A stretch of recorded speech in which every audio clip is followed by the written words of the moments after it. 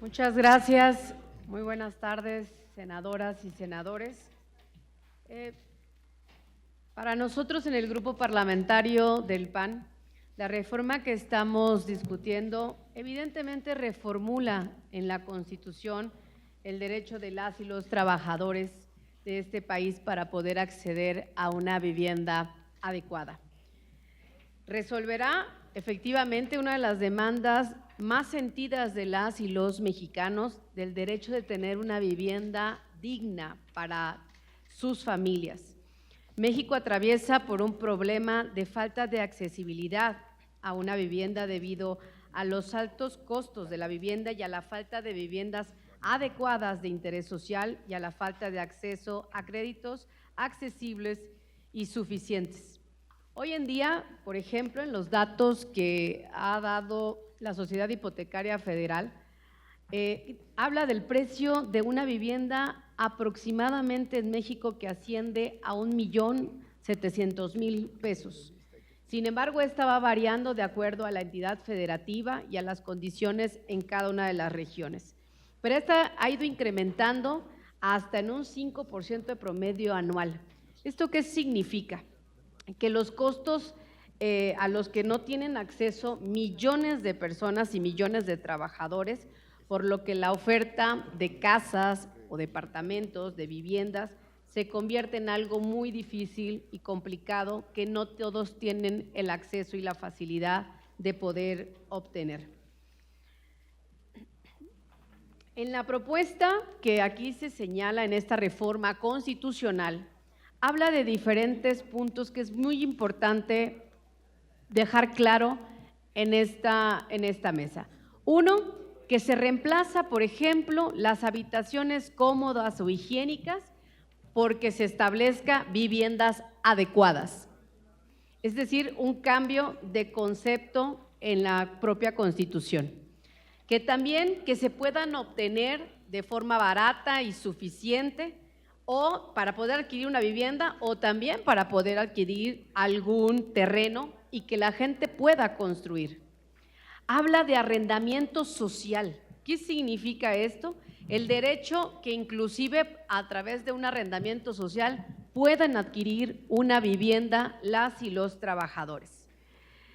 Que hay un tope también en el arrendamiento social, un tope máximo para que aquellas personas que no puedan exceder del 30% de su salario este arrendamiento social, porque inclusive lo que se busque tener el acceso, inclusive a poder adquirir la vivienda.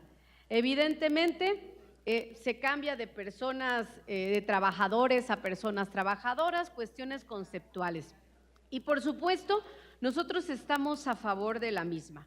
Inclusive es importante señalar que la propia ONU ha dado a conocer qué es una vivienda adecuada y sí se tiene que tener ciertas características para poder contemplarla como tal para las y los mexicanos. Es decir, que haya seguridad jurídica en la tenencia de la tierra, por supuesto, disponibilidad a los servicios como son agua potable, instalaciones sanitarias adecuadas, energía eléctrica, alumbrado, entre todas estas.